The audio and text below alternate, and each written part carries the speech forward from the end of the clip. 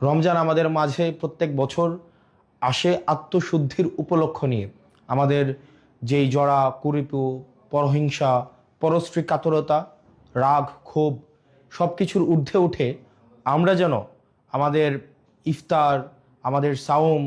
আমাদের তারাবি এই প্রত্যেকটি উপলক্ষের মধ্য দিয়ে আমরা যেন আত্মশুদ্ধির উপলক্ষ খুঁজে নিতে পারি। আল্লাহ আমাদের সেই তৌফিক দান করুক এবং সবাই যেন আমরা এই পরিশুদ্ধির মধ্য দিয়ে আমরা যেতে পারি এবং আমরা তাকওয়া অর্জন করতে পারি। এই রমজানে প্রত্যেক বছর দেখা যায় কিছু অসাধু ব্যবসায়ী সিন্ডিকেট প্রতি বছর এই রমজানের উপলক্ষে তারা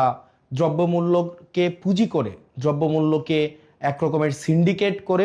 আমাদের সাধ্যের বাহিরে নিয়ে যায়। আমাদের জনগণের যেই সাধ্যমূল্যের বাহিরে এই আমাদের নিত্য প্রয়োজনীয় যে বিষয়গুলো রয়েছে, ছোলা,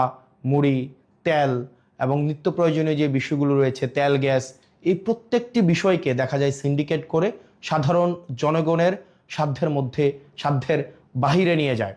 আমরা সরকারের কাছে আহ্বান থাকবে যেন এই সিন্ডিকেট, মাফিয়া, লুটেরা এবং চাঁদাবাজদের বিরুদ্ধে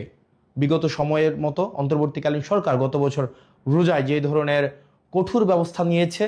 এবং এই নিত্য প্রয়োজনীয় বিষয়গুলো যেভাবে মানুষের সাধ্যের মধ্যে ছিল, এই বছর যেন সাধ্যের মধ্যে থাকে সে বিষয়ে